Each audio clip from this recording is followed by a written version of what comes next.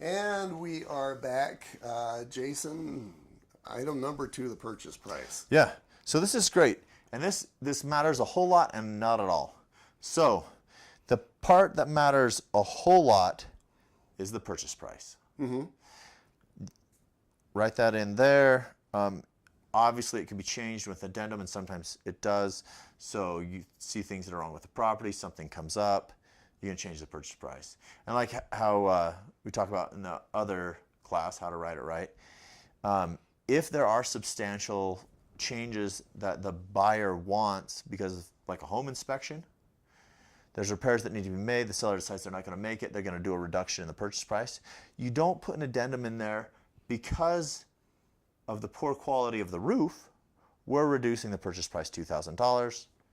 You just say purchase price is. Lender doesn't want to know why, just restate a purchase price. So anyway, but in this section, you're going to write down your offer price,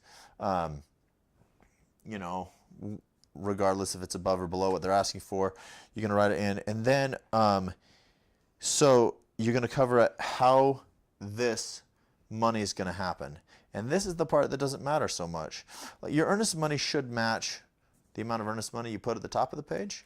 So yeah, that's section 2, parentheses A.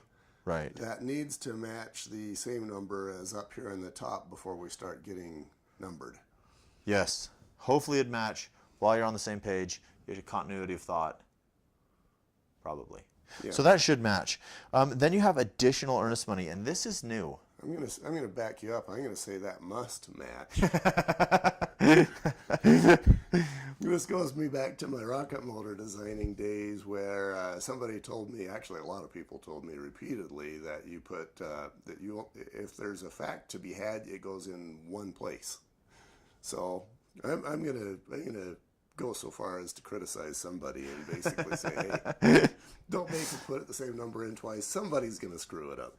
Yeah, but there it is. Don't let that be you. Okay. And earnest money is covered a few times in here because they put this new additional earnest money deposit in and earnest money that becomes non-refundable after certain parts, which is interesting concept.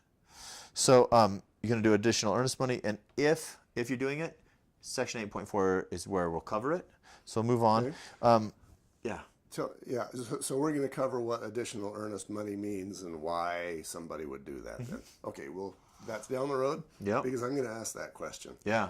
It's an interesting question. It's a really good bargaining tool, and this is where you go from realtor or real estate agent to like real estate professional. Mm-hmm. It's the little things that make the big difference. So and please, as a real estate agent, when you're writing up this contract, write it with your buyers in front of you and explain why you're doing what you're doing and why you're writing this contract. Because like in the movies growing up, I'd always see the people say, my agent will take care of this. Like that's what you are. You are the legal representation for your buyer. So when you're writing up the contract that's legally binding them, explain what you're doing and what they're agreeing to. It's more often than I would like that when I get a borrower in my office and I go over the purchase contract and dates and important things, that they don't have a clue the contract they're bound to.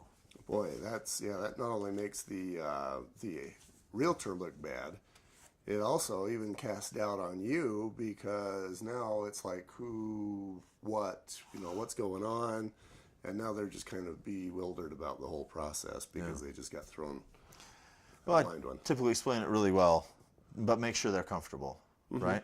So I've only had once or twice when an agent wrote a contract poorly, and I had to call an agent and say, why did you do that? And we'll let that story later.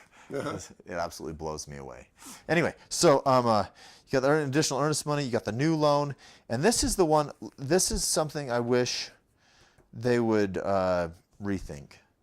Because it's not uncommon for a buyer to say, we may put 5% down, we may 10, 20, depending. we have this much money. There's other things we want to do. We're not sure if we want to put it all in the house. If we put down the 20%, we won't have mortgage insurance, but then we can't get the other thing that we want. So put in a number, ask your loan officer what it probably will be. It hasn't made a difference in my loans in the past. And then the balance of purchase price at cash settlement. If you add A, B, C, D, E, they should equal at the bottom. That's important. But the total purchase price. Yeah. Which again, the purchase price doesn't have an F associated to it. It's just labeled purchase price. Yeah, and I did kind of skip seller financing and the balance of purchase price in cash at settlement, but those are things that they're subsequent items. It should add up because your numbers should add up on a legal document. Does it mess with your loan? Not really. Okay, but again, this is one of those places where you got to have the same number twice because at the top and bottom of the paragraph, those better be the same number. Yes, yes, yes. It's a very short distance in between those two. They should match. There's times they haven't in the past. But yeah, of course. Anyway. And then the realtor goes looking bad, right? Yeah, hopefully you explain that away. Numbers are hard. Okay, real quick, 2.2, this is new. This is fantastic. Okay, so check it out. Buyer's ability to purchase the property to obtain the loan referenced in section 2.1 above and or any portion of the cash received in section 2.1 is or is not conditioned upon the sale of real estate owned. Do they have to sell their home to buy this new home? Okay, that sounded like legalese to me. You better put that in English. Yeah, just if they can't sell where they're at now, can they still buy the property?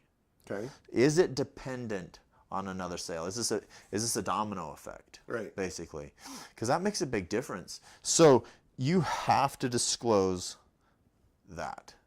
Is it conditioned?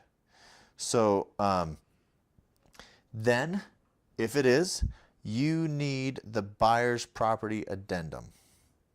Buyer's property addendum. Just if you need to sell the other property, yeah.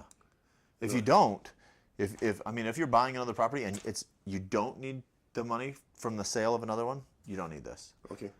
But yeah, if this purchase is dependent on a sale, right, you got to disclose it. We'll be right back.